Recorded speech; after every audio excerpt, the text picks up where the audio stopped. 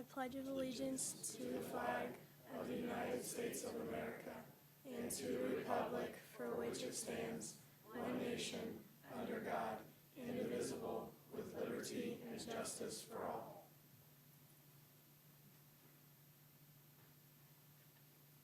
Right shoulder up. Right face. Column left. March.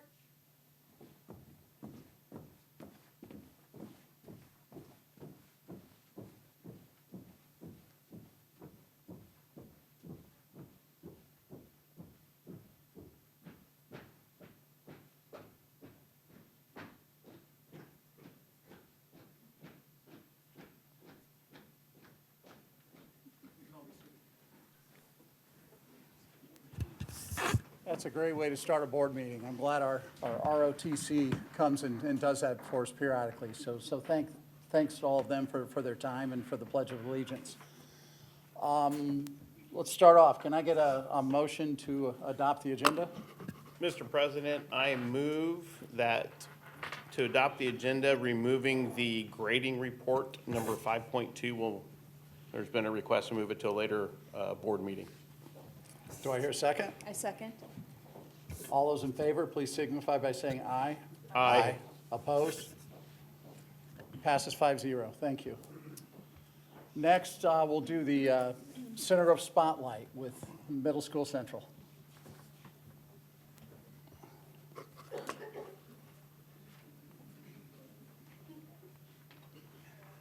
Good evening. My name is Jason Wiseman. I'm proud principal at Middle School Central and here to recognize some of our staff members. First, I want to call up Stacy Painter. Stacy's joined by her family. She's joined by her family. Her dad actually is a teacher in the building, Mr. Anderson. Mrs. Anderson was a office worker in the school at one time, and then her husband, Mr. Painter, is also a teacher, and then also her sister is a teacher in the building. So, family affair at Middle School Central. So, Stacy, she's a sixth grade special education teacher. Prior to that, she was a sixth grade teacher. She's been a special education teacher for the last couple years. She has 13 and a half years at Middle School Central, 17 and a half years total in Center Grove. Stacy is a caring and dedicated teacher who genuinely invests in her students' success. She leads by example, serving as a patient mentor and creating a classroom where every student feels valued and supported. Her ability to inspire and uplift makes her a gifted educator and a pleasure to work alongside. Thank you so much.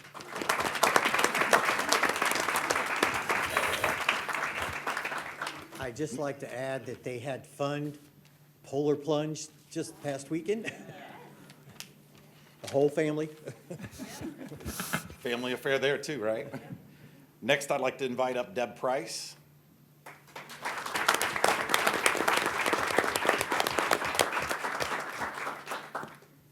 Deb's joined by her family as well as some current and former teachers that worked with her as well. So I think the support for our middle school people was just absolutely great. So Deb is an 8th grade special education instructional aide, and she has 6 years of service at Middle School Central. Along with Stacy's and Deb's, I had asked the teachers that they work alongside to give me some of these kind words, and then, of course, I, chat GPT'd them right into one nice, concise summary after I added some of my own edits. But Deb is a dedicated and compassionate educator who goes above and beyond to support students. She takes the time to thoroughly understand the math curriculum to better assist them, demonstrating her commitment to their success. Her patience, kindness, and ability to build strong relationships create a supportive learning environment where students feel comfortable and encouraged. She tirelessly answers questions, provides individualized support, and fosters confidence in those she helps. Her positivity and dedication have a profound impact on both students and colleagues, making her an invaluable part of the team. No problem. Thank you. Deb, unfortunately, is going to be leaving us this year. It's going to be her last year, so we're sad to see her go. I know the 8th grade. Well, yes. You're not, yes. You're retired. Thank you, yes. Thanks for clarifying. Yeah, she's not, yeah. She's retiring. But yes, we were sad to see her go, but we're also proud of her, and she's worked hard to earn that, so. Yep.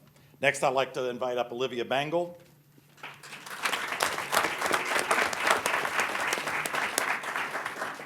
I asked her to shower, but she just came straight from the basketball game and threw on the sweatshirt. They won. It was a rivalry game versus Middle School North, and Olivia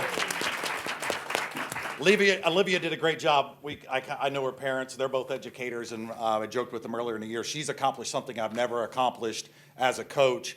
After a basketball game this year, the referee complimented her on her great sportsmanship and leadership. So when a referee recognizes a player during the game and says that afterwards, wow, that says a lot right there. Some of her teachers said Olivia is the epitome of a student athlete, excelling both in the classroom and on the court with unmatched talent, leadership, and work ethic. She leads by example, always giving 100% effort while remaining humble, kind, and empathetic. Her teammates and classmates look up to her for her guidance and motivation, as she is always prepared, positive, and willing to help others. We are incredibly proud of her and have no doubt that Olivia will accomplish great things. Congratulations, Olivia. Congrats. I also joked with her that the news is here for her, so I really made her nervous, but, you know. Jump in there, Jason. Get everybody up.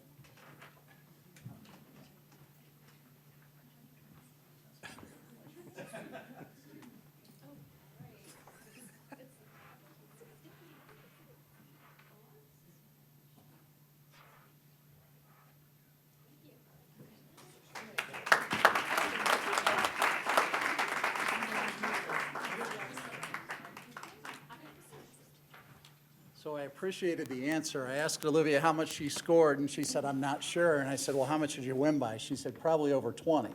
So that's the team right there, more important about how the team did than how she did. So that was a fabulous answer. It wasn't a trick question, but a fabulous answer. So moving on now, we've got a report on climate and survey by Christy Berger. Hello. Good evening, everybody. I'm here to give a quick update around our climate and culture survey that we took earlier in October and November. And so just wanted to give some reminders and background, if you want to go to the next slide, Kristen, just about what school climate is and what we were looking for in our survey. So first we surveyed our students, our staff, families, and we really wanted to look at the perception of the norm, goals, values, relationships, teaching and learning, and also our organization structures. That's what really creates climate and culture, and so that's what we were hoping to look at. There are 5 domains in this specific survey of climate that we look at, and the first is safety. Then we're also looking at teaching and learning, interpersonal relationships, our institutional environment, and the leadership and efficacy in our buildings.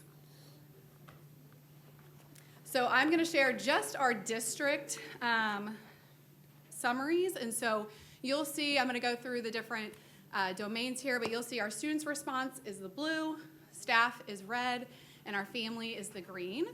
And on the next slide, you can see how many responses we had. So when we worked with this company, they said to really shoot for 80% for your students, so we were on track with that. We would have loved to see our staff a little bit higher, but we know this season our staff gets a lot of surveys, and so we were encouraged by the 60% we received. That's actually 618 responses from our staff. And then when I first saw the family percentage, I was like, gosh, that feels kind of low. But they said that their goal is 10%, so they were really impressed by that. And so we were over 1,200 of our families responded, and a lot of secondary, which they also said, we don't normally see that. So that was exciting to see the response that we had from our families. So I'm going to go into the different domains here, and at the top you'll see what's the scale. And so if it is red in the background, that would be a negative perception. If it's yellow, neutral, positive, obviously, is what we want, and that is for 3.6 and above. And so one thing I did want to point out is in all of there's 5 domains, but there's 14 dimensions, and all of the dimensions except for one, we were in the positive range. So I think that's really exciting about the work that we've been doing over the last few years. I'm not going to go through all of this, but I do want to highlight district-wide, what are we looking at as far as celebrations, and then what are the areas that we need to look and dig a little bit deeper to see what we can do to support our students and families. So a strength of ours was physical security, and I know when Dr. Long and I were looking at this, we were like, oh man, safety is kind of lower than we thought, but the physical security, which we've worked really hard on, was one of our highest points. So we're really proud of the work that has been done. Our lowest for the entire survey, which we weren't super surprised, was that social emotional security. And so that's when we're talking about how do we feel treated at school? Do we feel like we have the skills to handle some of our emotions when we're dysregulated? And you'll see that was kind of the lowest and the one that was in more of that neutral space. Another area for growth, and this is something that our administrative team is working hard on, is that online safety. So we know with the ever-changing social media and our students being online, how can we be more intentional in providing those strategies for our students when they're posting things, researching things? How do we really come around and support them in this space? You'll see our students rated themselves a little bit higher, which isn't super surprising there. But with our staff and family, that's definitely a place for us to look at as a district. So then we'll move into teaching and learning. And teaching and learning, these were really great. We were excited to see the scores, again, all being in that positive.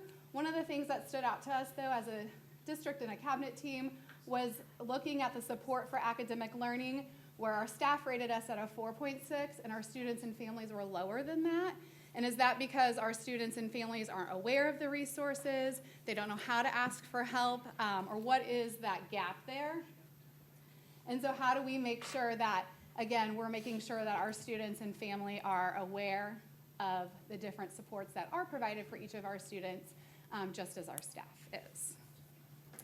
The next two domains we kind of put together is relationship and environment. And so we put these together because they obviously go hand in hand. So again, I'm really proud of our scores all being in the positive range. We want to celebrate that school connectedness. We know that that's one of the foundation skills for all of our students and families, to feel like they belong in our community, and all of those were positive, so we're proud of that work. We'd like to dig into that teacher-student relationship. Again, our staff rating that higher than our students and our families, and how can we look at that and dig a little bit deeper. Again, this report that I'm sharing is just the overarching. Our teams are able to look at the specific questions and kind of see which questions we were a little bit lower in. So you can move to that next slide, Kristen. Yep. Both of those were positive, pretty similar amongst all the stakeholders, which is always great to see. And the last one is just about our district leadership and efficacy in our school buildings. So this is only a staff question, and those were both positive, so we were excited to see that. So then that takes us to, where do we go now? What's our work? So our goal is that 80% of our students and families will report strongly agree or agree in the positive range, that they feel welcome, safe, and supported in Center Grove schools. And so I'm going to give a little overview of where we are on that goal on the next slide. So students first, you'll see we're really going to celebrate teaching and learning, those interpersonal relationships, and the environment. We've already met that goal or passed that goal, so we're excited for that. Safety, again, is the goal that we're going to focus in on. And again, not the physical safety, more of that emotional safety and that online safety for our students. And the next one is our family responses. And we have two areas to work in this space. Again, the safety and those interpersonal relationships. Our parents rated that teacher-to-student relationship a little bit lower, and also peer conflict, which ties into that emotional security. So I'm really proud of the places that we are excelling. And the last time that we did this survey was in 2019, and there were a couple of successes from that. First was in 2019, our students only rated us at 52% positive on physical safety, and this time around it was 86%, so we're really proud of that growth over the last few years. And for parents, in 2019, they rated us at a 69 positive percent, and it's up to 75% this time around. So again, really excited about the growth that our school buildings have really been working hard to do. And that kind of leads us into our next steps. So we've collected our data, we've looked at the data, our building levels have started to dig into the data. I know several of our buildings looked at it on waiver days, and were able to take some of that information to their guiding coalition and even get some parent feedback for that, so we're excited. Tonight's step 4, sharing with all of our stakeholders. And then as we continue through this semester, we will work with our admin team, and they'll work with their guiding coalitions to create a goal and a plan around students, staff, and families, and we'll put that into our school improvement plan so that that keeps us accountable to continue to work on our climate and culture of our buildings. So just a quick overview of the work we've done. We're excited to see how this plays into the strategic planning we've been working hard on, and just wanted to bring you all an update. Does anyone have any questions for Christy Berger? No, great progress. Thank you. It's very, very good to hear the physical safety improvement. I know the district's invested a lot in a lot of different areas, and to hear that being acknowledged and recognized is good to hear. So thank you. Mr. Daniels, if I could, I want to mention that we've provided all this data to our strategic planning, the people that are helping us with our strategic planning, because we want to take as much data as we can get to help develop our strategic plan. And Mrs. Conrad's done a great job of gathering all kinds of data and shared that, but this is going to be one of those pieces that we share with them as well. Great. Keep it up. Any other questions or comments? Now we move on to the public comments, and there are 3 individuals who have signed up. They have to be on specific agenda items. I have April McCracken and Angie Langham who've signed up without. Time change. Oh, Both? yes. Okay, time change. Thank you. So we have 3 people who've signed up to speak tonight, and I'll just go in the order they signed up. We'll start with Will Hibner. And when you speak, if you could identify yourself by name and address. We give you 3 minutes to speak. Mr. Alexander, as secretary, gets to be the stop clock. He'll give you a little warning about 30 seconds in. Awesome. But thanks for coming, and we look forward to hearing from you. Awesome. So I am Will Hebner. I'm a science teacher at Middle School Central. I appreciate the opportunity to talk in front of the board today. I obviously have a vested interest in the well-being of our students, the performance of our schools, the students that we have in our classrooms. And so when it came to the proposed start time changes, decided to go back to the research that this all kind of sprang from. It went back to the American Psychological Association's initial report done in 2014 to look at the benefits of such a delayed start time. And so reading the report, looking at the recommendations that teens should receive 8 to 10 hours, citing that teens under that limit are risking higher risk of depression, suicide, substance abuse, car crashes, which are already the leading causes of death amongst teenagers. So based on the medical professional opinion, I see that this is a valuable step forward. The recommendation in that study was that start time should start no earlier than 8:30 a.m., which is obviously starkly different than we have. So the proposal is one that interests me. I feel that it is in the best interest of students, of families, the community, the schools, the performance of our students, their long health. But I don't think that it goes far enough. The cited reasons for adjusting the schedule include student health and well-being, include balanced schedules, reliable schedules for adults and families, and then additional teacher time for preparation for coursework. And since we are balancing a couple of different conversations regarding schedule changes and in the schools rebalancing classes, I feel that the proposal as it stands might benefit from some additional feedback from teachers. I know that we've had many opportunities to speak to this, but I know also, as Christy Berger just said, that feedback from staff can be waning. We have a lot of surveys that come to us and they don't all get answered in the hubbub of what we've got to go. The surveys that we did respond to, I saw the results that the board will present. Shocking to me that the number of people who are strongly in support. I also support a later start time. I just don't think that the 20 minutes is worth the upheaval that it feels the corporation and families, 30 seconds. all of it will need to go through. So I guess the end of it all is that, for me as a teacher, the additional time is beneficial. I'm concerned about what it will mean for the rest of our school day. So my summary, let's do it, but let's go for a longer time. Let's do it right the first time. Thank you for your time. Thank you. Next, we have April McCracken. Forget what I'm supposed to say. April McCracken, Address. 4083 Brockton Manor North Drive, here in Center Grove. Full disclosure, my last child is going to be a senior next year, so I don't really care about this.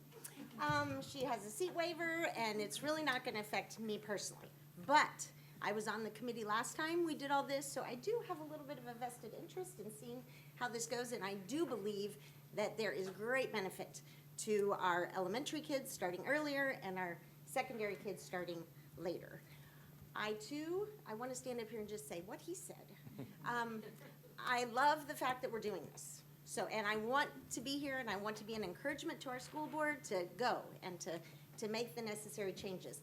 However, I do think when I saw the 9:20 elementary start time, I thought, egads, what are we doing? I've been a substitute teacher in elementary school. I've talked to a lot of elementary school teachers, and going later is, I'm pretty sure that's not what they would love. And then the high school, just being a half an hour, I feel like, okay, we're putting a Band-Aid on, but we're not really making a change that we can stand behind. So I would encourage you to look at this again too, and to think, I know last time I went to a public work session and transportation needed 45 minutes. I know buses are an issue, I know that. And so timing with the buses is a hard thing. Last spring, she said we needed a 45-minute turnaround. Now, I think it's gone to 55. I'm not sure why. There's a 10-minute change that happened over the course of a few months. I'd like some pushback on that. I would push her back on that and find out why exactly there's that difference. And then it seems like we're making it more complicated rather than simplifying it. I mean, I would love to see, and let's start elementary at 8 o'clock and high school at 9 o'clock and just keep kind of everything the same. And I know you guys are probably frustrated with a lot of the people that you're having to try to please. But first of all, our priority is kid education. We all know that, so what's best for our kids? Well, the studies are clear, the sleep things talk about what's best for our kids. Then teacher support. We love our teachers. We want to support our teachers. How do they feel about this? I haven't met one that likes it yet, and I've talked to a lot of teachers. I've had a lot of teachers in my lifetime here at Center Grove, and I have had great experiences, and I think we need to listen to them. We don't want to make our teachers mad. And then it's the parents in the community. I feel like maybe we're trying to figure out a working parent situation for them when really that's on the working parents to figure that out. 30 seconds. Honey Grove, I know, is an issue because of the high schoolers working at Honey Grove, but Honey Grove is a business. I think Honey Grove needs to figure it out. So, and that really shouldn't be our concern because we're not, as a school corporation, in daycare. So I would just encourage maybe a little more, doing more of a flip, like we had talked about before. Thank you. Thank you. Appreciate your comments. And then lastly, Angie Langham. Did I pronounce that right? No, that's okay. I apologize. I can't, I have sloppy writing. That's okay. It's So- Angie Langman. Layman, Yeah. sorry. That's, That's all right, no worries at all. you can't read my writing, Yeah. I'll guarantee you. 5753 Somerset Boulevard, Bargersville. My first time up here was October of '22, supporting the flip, so I feel like this is a long time coming. I have nothing more to add to what they said. I just want to say thank you. I know it's like, I know you put a lot of time in. I feel like you're gonna have 40% of the people that are for it, 40% of the people that are against it, and 20% that don't really care. I just want to say thank you for your time. I know you're trying to work it all out. Let's just take this home. I'm ready to be done. Thank you. Thank you for your input. So that are all the public comments for the evening. Now we're moving on to consent items. Has everyone had an opportunity to review the consent agenda? And I'll offer before we ask for a vote if there's any questions on the consent agenda. If not, do I hear a motion? I move we accept the consent agenda as presented. Thank you, Mr. Russell. Do I hear a second? Thank you, Mrs. Counts. All those in favor, please signify by saying aye. Aye. Opposed? The ayes have it. Now we're on to action items, and our first action item is a first reading of proposed policy revisions. We're not taking a vote on these policy revisions tonight. This is just a first reading, and I will turn it over to Dr. Long to conduct the first reading. Thank you, Mr. Daniels. Tonight is, like you said, is a first reading. We don't take any votes on this, and I do want to acknowledge that you all received some questions about that, and I will get those answers out to you and to Mrs. Keaton, who sent the questions to us, and we'll have that well before our March board meeting when we ask you to approve these. Just going through, just in general, we'll kind of scroll through all these. These are a summary of the changes. If the board has any questions, you can just keep scrolling. We'd be happy to address them. If you have questions later, if you'll send them to us, my team and I would be happy to look into those questions and get back to you. But this is just our first shot at taking a look at them, and this is a summary sheet of those changes. Thank you, Dr. Long. Does anyone have any questions this evening for Dr. Long on the proposed policy revisions? Usually on policy revisions, because we're trying to align with what changed at state. Right. You know, once the state laws changed, the company that we use, Neola, provides us an update that helps keep our policies in line with state law. And the majority of these are because of those changes? Yes. Any other questions? Thank you, Dr. Long. And you'll be asking for a vote on those in March? Yes. Thank you. Now let's go to student start times. And I believe this is going to be a presentation by several administrators, starting, I believe, with Dr. Taylor? With me. I'm sorry, with Dr. Long. Yeah, that's all right. Thank you. Thank you. So good evening, everyone, and thanks for being here. Tonight, we're going to present an important issue that affects students, teachers, and families, which is school start time. Research shown that early start times can negatively impact students' sleep, health, and academic performance. By making adjustments, we have an opportunity to enhance student well-being, engagement, and success. Throughout this presentation, we'll walk you through the process, the survey data, the stakeholder communication, and our recommendation. I encourage you to consider how even a small shift in start times could create a meaningful impact on students and the entire school community. So we want to talk a little bit about our why. We talked about later start times align better with natural sleep cycles for our students. While we understand that having a much later start time for our secondary students would be better, when we proposed the flip in start times back in 2007 and again in 2023, the flip would have changed the start time for elementaries to earlier than the secondary students. This concept was rejected by the community and our staff, mostly due to C9 being unable to accommodate the change in staffing issues. Oh, and with staffing issues with our before and after school childcare provider. It's important to understand that a slightly later start by itself won't improve academic performance. It will, however, give us some flexibility for additional teacher time while we continue to work on the details of what a teacher day looks like. So looking at the history, as you can see, we've been contemplating a flip in start time since 2007, and I realize I know that dates me because I made that presentation in 2007 as well as 2025. But we made that presentation because we know what the research says about adolescent sleep habits. In 2016, the committee convened again to look at start times. They presented to the board 11 options with no recommendation. In 2021, we dusted off those options and determined that there were probably two logistically viable options: a flip of secondary and elementary start times and a slight shift of the current start times. In 2023, we again dusted off the flip option to see if we could fine-tune that, but after conferring with C9 and our before and after school care providers, we determined it still wasn't possible. A later secondary dismissal time was also problematic for our school ECAs and the availability of bus transportation. Dr. Taylor will now cover the timeline and input that we received. Thank you, Dr. Long.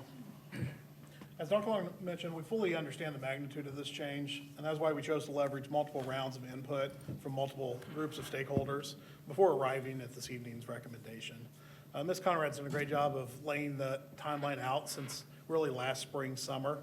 I do qualify April as spring, especially in our state. If we're lucky, it's spring. But the graphic on the screen does detail our 10-month journey. I'd like to highlight that the board did hold 2 public work sessions on this topic, one in May and again in August. And it was held repetitively as a monthly topic in our leadership meetings with our administrators throughout, really, as you can see there, June, July, and beyond until this month, up until this month, and in over 4 of our guiding coalition meetings, which is a group of employees that we pull together to represent all employee groups and stakeholders within the employee ranks to provide us input. It brings everyone to the table, including teachers, staff, and administrators at both the corporation, and then the buildings also have that same level. And Dr. Long is going to share some information on those building ones in a future slide here. Following this evening's meeting, we would like to communicate to all parents to give them 5 months to adjust to their family schedules as needed to accommodate this change. We also plan to continue conversations with our staff throughout the spring regarding their workday. As Dr. Long mentioned, this offers and affords us some new opportunities to rethink the time that we use with our teachers outside of that student day. And we will also then continue into next year looking at the structure of our student day and the components that make up our student day. This is something that's been a topic discussed at our high school and both middle schools, and they are looking at some structural changes, but due to the scheduling process already kicking off, they really didn't feel like they could be ready for next school year with those changes. So we will continue to explore those and bring some information back to the board as necessary. Moving on to the next slide, please. So Ms. Conrad did a great job of putting this chart together, and it's been out and published. We did make a couple tweaks to the presentation just to kind of highlight some things a little differently. But on this chart, you'll see 3 different areas. The first area in orange represents our current schedule. And you'll see we've also included an average number of minutes per day. That does account for the reduction of about 45 minutes for early release time on Wednesdays. That's why those averages aren't even numbers or 5s or 10s. But it kind of shows how many instructional minutes we have in a day and then a week by looking at that column. The proposal this evening would shift 20 minutes later for the start time of our elementary students with a slight reduction in total weekly minutes. It's listed as 5 there in the blue. A 30-minute later start time for our middle and high school students, which would also reduce their student day by approximately 11 minutes and 55 minutes then throughout the week. This would eliminate early release days on Wednesday, and all students would be dismissed only 10 minutes later than they are this current school year. And you can see how those times then correlate between the orange and the blue columns. We did hear a lot of feedback on both of our surveys about the instructional minutes, and so we wanted to include some information on that. We pulled data from 30 comparative school corporations, high schools, and their feeder middle schools and elementary schools. And you can see the average minutes there, and we are almost in line with those. All by far exceeding the required minutes by the state of Indiana. Those are very low, and typically schools that would run at the required minutes are schools that need to keep that short of an instructional day just to keep the doors open and maintain costs. And so many schools, as you can see there, in average, are exceeding that 400 minutes a day with students, and we'll be right there in that window. Next slide, please. And Dr. That's still you. Yep. So we did send out a survey. It was open for about 1 week, a little over a week, and we included a parent and community survey along with the staff survey. I'm going to cover the parent community input first. This survey consisted of some fixed answered questions, some structured questions, and also an area to provide open input at the end of it. And so we'll actually look at some of the fixed answered questions to start with. We did ask for input. We received over 3,000 responses. Great response rate.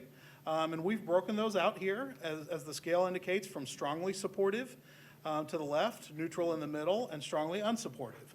The reason for 3 different charts is we start with the elementary school day at the top, left, middle school on the right, and high school at the bottom.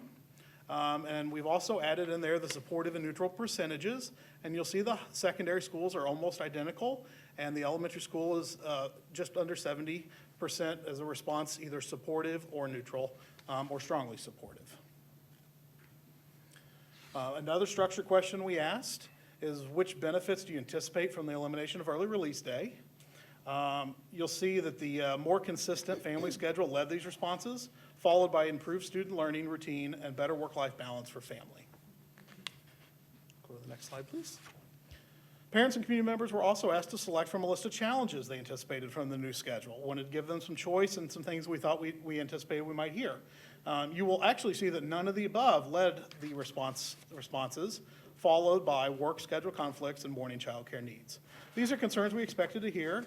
They've been common themes throughout, and we have actually engaged on those questions specifically, and we're going to share some answers to those as we move through the presentation tonight.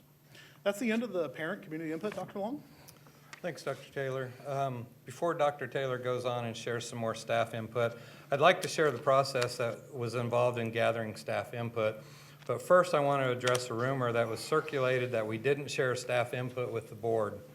I found that insulting to my team and deeply disappointing to me. That's not how this administration works. We prioritize and value communication and collaboration. And when change is imminent, the best approach is to seek clarity, communicate openly, and work towards understanding, rather than fueling uncertainty. Asking thoughtful questions helps everyone navigate transitions more effectively and fosters trust instead of division. I can assure everyone that the board was given full access to all 926 parent comments and 245 staff comments in the survey, as well as the overall data. Colin Powell had several leadership principles. One he called the 40-70 rule. He said, never make a decision with less than 40% of the information available, and don't gather more than 70% of the information available. Anything less than 40% is just guessing, and anything more than 70%, you're just delaying. There is a certain magic to commitment and action, and if you wait too long, you're going to miss it. Our team has done a great job of collecting input from a variety of sources. Looking at staff communication, I want to make sure that everyone knows, I want to highlight, we shared out this proposed changes in the corporation newsletter 6 times. We sent an email to staff 4 times. Like Dr. Taylor talked about, we talked in Guiding Coalition 4 times. We surveyed our staff twice. We surveyed the parents and the community. We've had 2 public work sessions with the board, and then Dr. Taylor also mentioned building level, Guiding Coalition, and leadership team meetings. This was discussed a total of 25 times at the building level. So tonight's not something new. It's something that we've given everybody the opportunity to provide input for. And so Dr. Taylor will now kind of cover the staff survey results. We received 418 staff responses. It's about 40% of our total staff, teachers, support staff, and administrators. The chart on the screen displays the level of support for these changes. Again, we've included percentages based off elementary, middle, and high school, and we've also summarized supportive to neutral in the response percentages. Again, the high school, middle school show a similar level of support, above 74%, with the elementary closer to 60%, with the highest responses being in the neutral designation. Next slide, please. Staff members were also asked to select from a similar list of questions like we did parent and community. The first question was a list of benefits anticipated by eliminating early release. You will see that none of the above led these responses, followed closely by a more consistent family schedule and improved student learning routine. Moving on. Staff members were also asked to select from a list of anticipated challenges with the new schedule. You'll see that morning childcare needs led these responses, followed by the impact of before-school activities and work schedule conflict. After reviewing the input, we found some common themes, which we've already addressed in our frequently asked questions on the Start Times webpage, and I will share a few of those and highlight them as we move through the slides. The final structured question that we asked is, which aspect of the changes concern staff members the most? You'll see that the early arrival time for meetings led the responses, followed by personal schedule adjustments. While this evening we were focused on student start times, we wanted to be transparent in sharing this information, that we will continue conversations with our staff in the upcoming months, and we will focus on changes to the staff schedules with their input. Some of those frequently asked questions that are on the website that we really wanted to share because they became repetitive themes is, what is the impact of AM clubs and tutoring? And this was really specific at the elementary level, where we will have teachers either on a prep or in a meeting situation before the student day. And currently, that's when our clubs take place.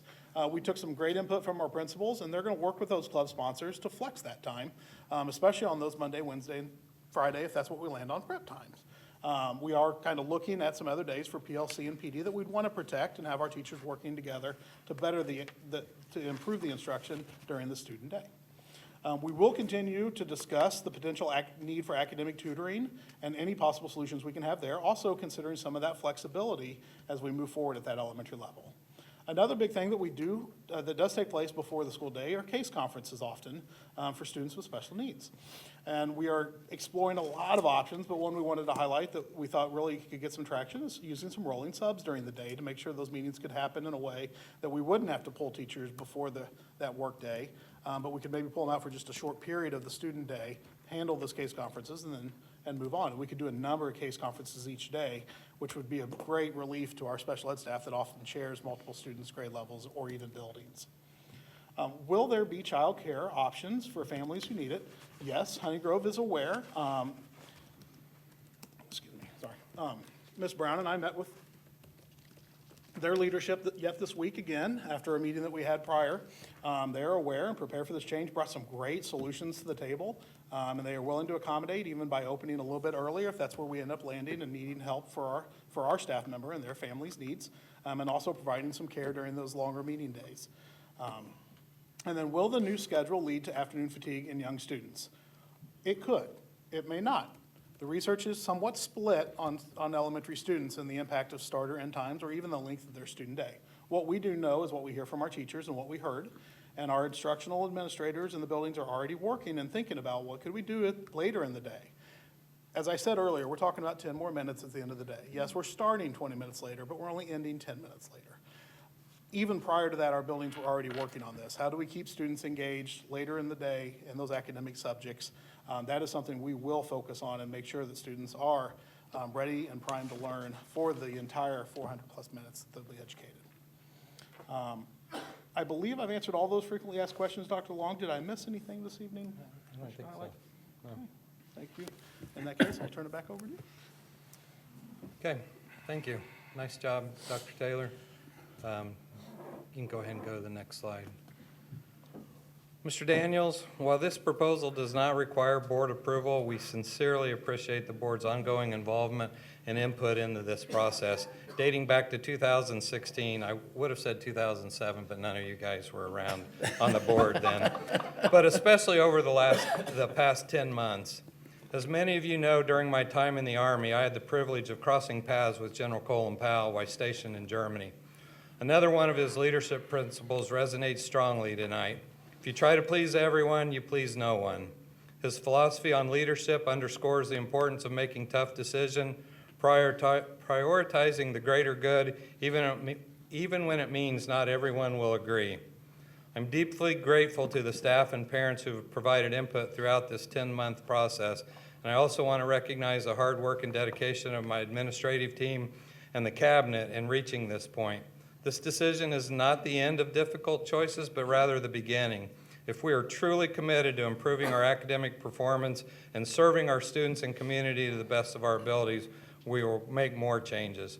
But tonight, I recommend adopting the student start times as presented, and we're only asking you to approve the student start times, not addressing staff schedules. Thank you, Dr. Long and Dr. Taylor, for the detailed presentation and answering of a lot of the questions, frequently asked questions. I guess I'll start with the rest of the board. Does anyone else have any questions or comments based on what you heard today? I just have a comment. I would like to thank you, Dr. Long, and the team for bringing us along. I mean, obviously, I'm the newbie on the board, so I've only been here for the past 6 months, but this is something that you've been kind of educating me along the way, so I've understood where we've been and where we are. And I do want to underscore your comment about us seeing the entirety of the survey. I want you all to know I read all 926 comments plus the 245. And it was I think it was great because I can tell that you listened to what was in those, and the fact that we're really focused in on the school start times, the student times tonight, reflects that you guys are listening. So I appreciate that. Thank you. Thank you, Ms. Dunnigan-Smith. Anyone else have any comments? I guess I just want to add a couple of things on top of that. Jane, I think I agree with everything you said. And then the board's received several emails, and we've responded to those, and we realize that this has an impact on everyone. We're not taking this decision or this vote lightly. That's why we hear about it starting in 2007. I think Jack may have been on the board then, but the rest of us weren't. I held a microphone. But anyway. I got an earful over on the side. But with that being said, we didn't take this lightly. They started in May with this idea of a shift instead of a flip. Engaged stakeholders, teachers, community members, went the whole gamut of what's best for, number one, the students. What is best for the students is the number one purpose, number one reason why we're all here. And I just want to say they've done a fabulous job of going through all the data, going through all the research, and trying to find something that works. And I just want to, once again, thank them for their efforts, and that's all I have to say. Thank you. Thank you. Anyone else? I think it's also important to note that this isn't something where we threw it against the wall and we're gonna hope it sticks. There have been how many different versions of this?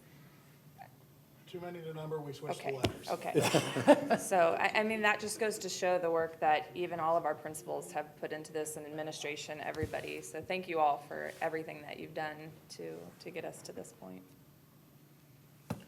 I'd like to echo the comment of our three speakers tonight. I sent out an email earlier today to the board kind of echoing that same sentiment. We've got to start somewhere. This is a starting point. I think this will catapult us into continuing to look at this topic and research this as we move forward. And I think this has been some great work by the cabinet, the principals, the staff. I appreciate all the time that the cabinet and the principals have spent on this. I know you guys have spent quite a bit of time. Dr. Long's been updating us on your conversations and meetings. So Dr. Long's done a great job of keeping us in the loop with all of the stakeholder groups, and reading all of the 906 comments was kind of enlightening too, and kind of echoed the same sentiment. Are we hitting the right button? I noticed that theme a little bit. You know, should we continue to look a little bit deeper into this? So, nice work. Thank you. So I just want to clarify, just make sure everybody's crystal clear on this. We're voting on start times for the students. We're not voting tonight on teacher schedules. The administration is going to continue to have conversations on teacher schedules. There will be some changes to teacher schedules because the start times have changed, but that's not why we're here tonight. We're here tonight to talk about student start times, the shifts for the elementary, the middle, and the high school, whether it be 20 minutes later, 10 minutes later on the arrival release, or the 30 and the 10 for the high school folks. So do I have a motion to approve the new student start times for the 2025 school year? Mr. President, I move to approve the new student start times for the 25-26 school year. Thank you, Mr. Alexander. Do I have a second? Second. Thank you, Mr. Russell. All those in favor, please signify by saying aye. Aye. Opposed? The ayes have it, 5-0. Thank you. Thank you. Not every day we get applause. I think it's because Mr. Weissman's here. You won the basketball game, your player comes, talks about the team and not herself. It's all good.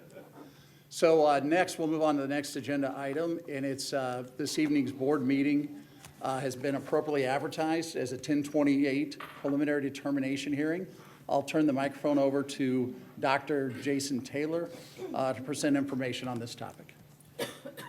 Thank you very much, Mr. Daniels. I want to share some information about a couple projects that we'd like to ask the board to consider. There will be no formal action this evening. This is simply the first step in this process in which we receive public participation on these projects. This is a one bond package that will be sold for two different needs and two different projects. And so the first one we're going to discuss is Middle School Central. This is a construction project that we'd like to begin as early as this summer.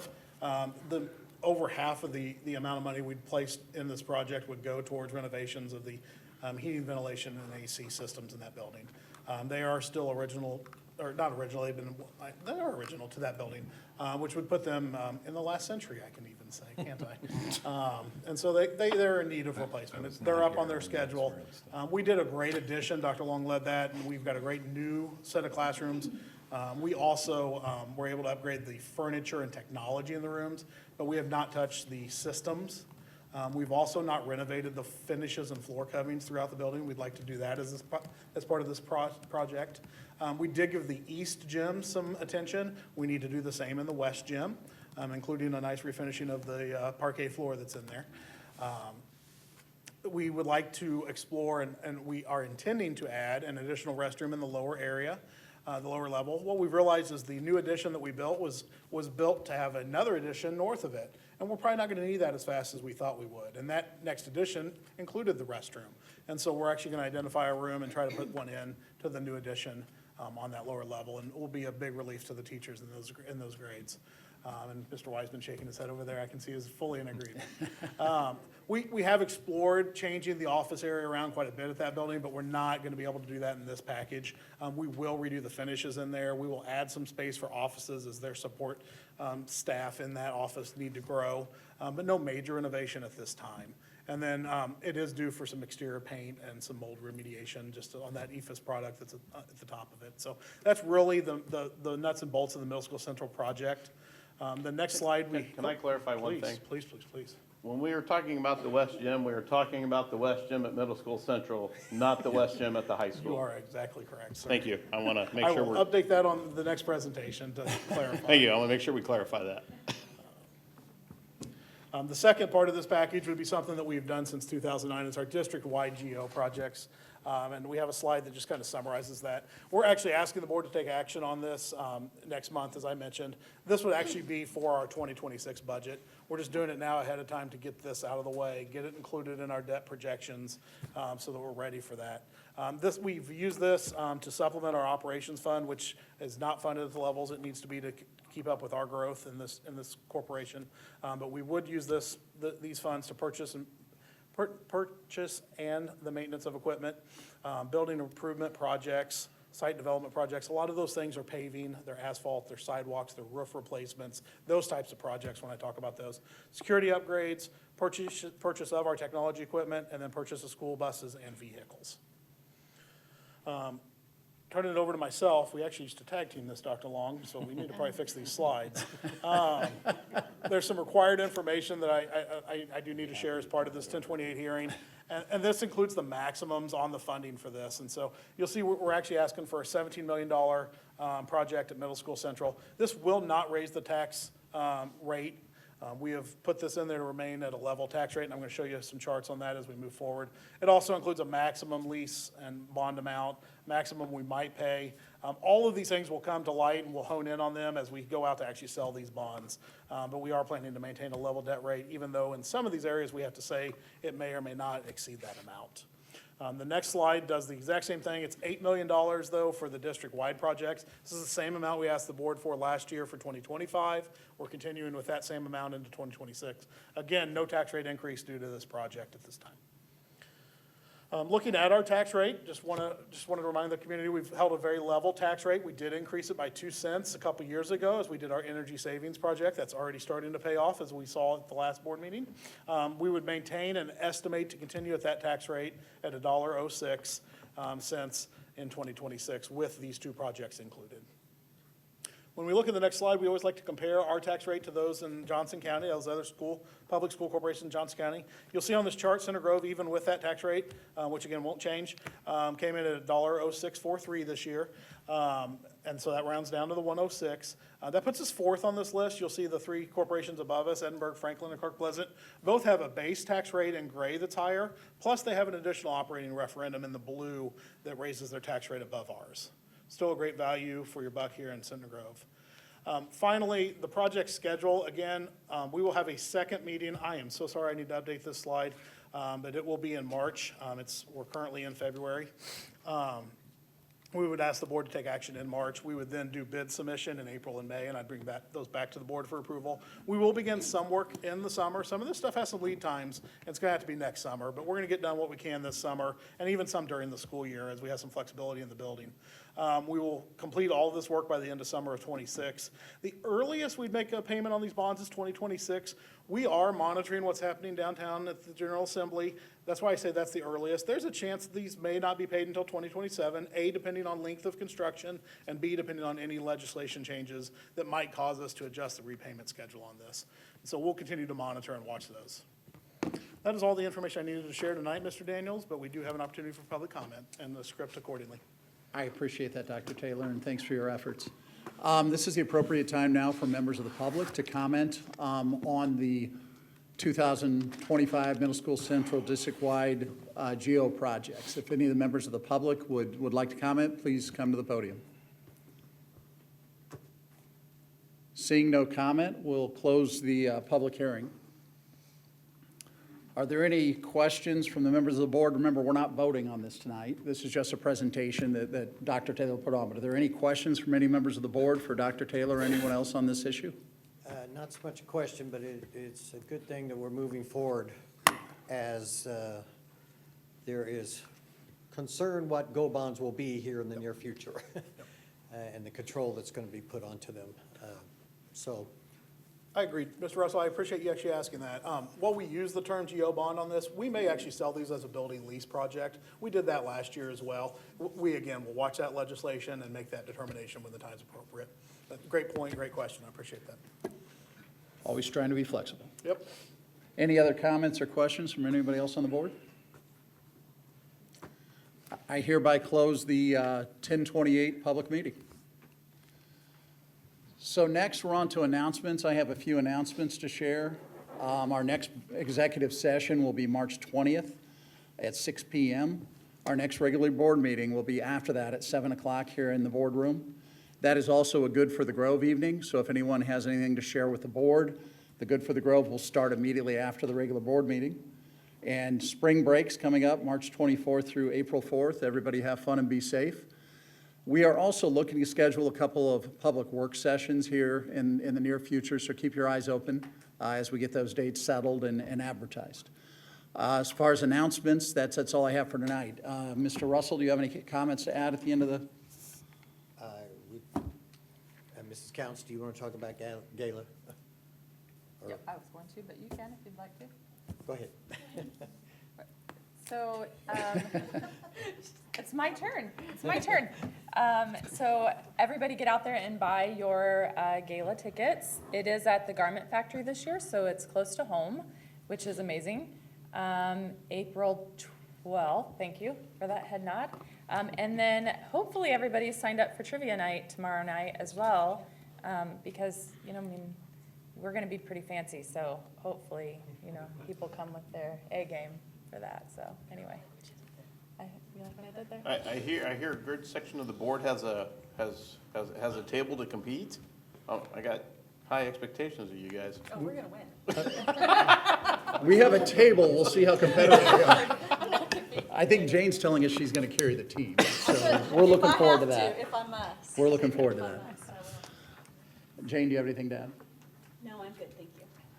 Mr. Alexander? Yeah, and unfortunately, sorry, Jen, I can't make it to trivia night tomorrow night. I got some prior commitments. Central 9, we seated 3 new board members last weck. We are an elected new officers to the board.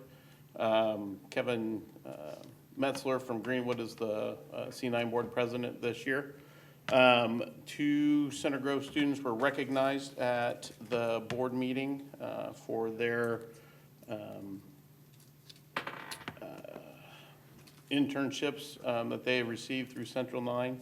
So it was very impressive to see 2 of the 3 students being recognized at our board meeting, Center Grove students. So Great. that's all I have, sir. I never give Dr. Taylor or Dr. Simmons a chance to speak. Is there any announcement or statement you'd like to make tonight? I think we've heard enough from me tonight.